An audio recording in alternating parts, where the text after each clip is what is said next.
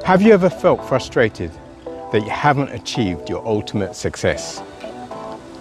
Well, it's actually not your fault. For you to finally experience the success that you deserve, you must upgrade your thinking. We will give you exclusive access to successful people in business and life. We will break down their success formula into simple steps that you could follow to get you from where you are to where you want to be.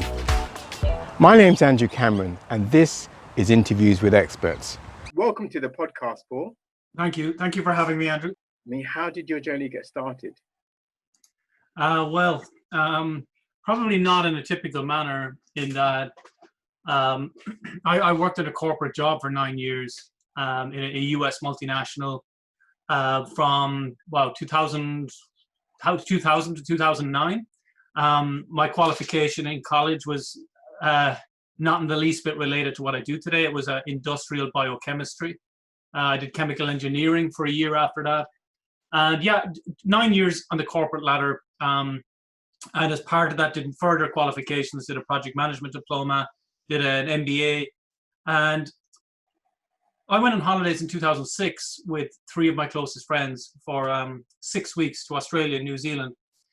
And I mean, that was eye-opening in many ways. First of all, I had to give a year's notice to take that type of time off.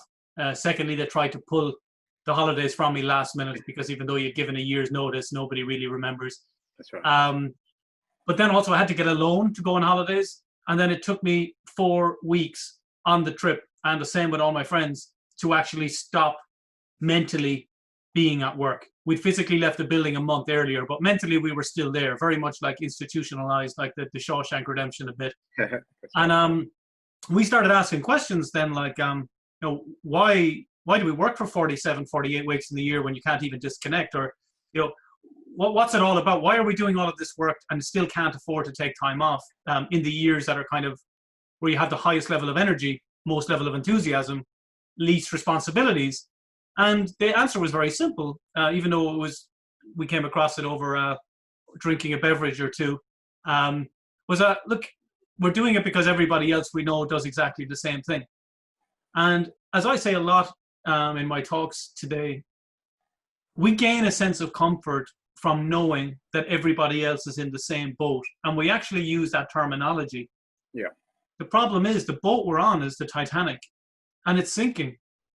And everybody gains a level of comfort by knowing that they're holding hands with everybody else and saying, hey, look, does it not look like we're getting deeper and deeper into debt? And they said, look around you. Everybody else is in the same position. You're okay. And, basically reorganizing the deck chairs on the surface of something that's going down. And I was starting to become aware of this, and it's always swept aside. It's always forgotten about, because from the outside, nobody sees your bank account. They see your job profile. They see your job title. That's why that means so much to people, that job title, because that is where they tie their significance to. Fortunately, because nobody can see exactly how their bank account looks. But the challenge is most people like me are in this rich, poor lifestyle where from the outside, people go, oh, you're so successful, you have a great job, you have a nice car, you've got the house, living the dream. Okay, let's cash in your chips right now and you'll appreciate that you owe more than you own, even though you've been on the planet for 30 years. And then you'll say, yeah, but so is everybody else. The mortgage doesn't count. So this sort of thing was sitting there in the backdrop.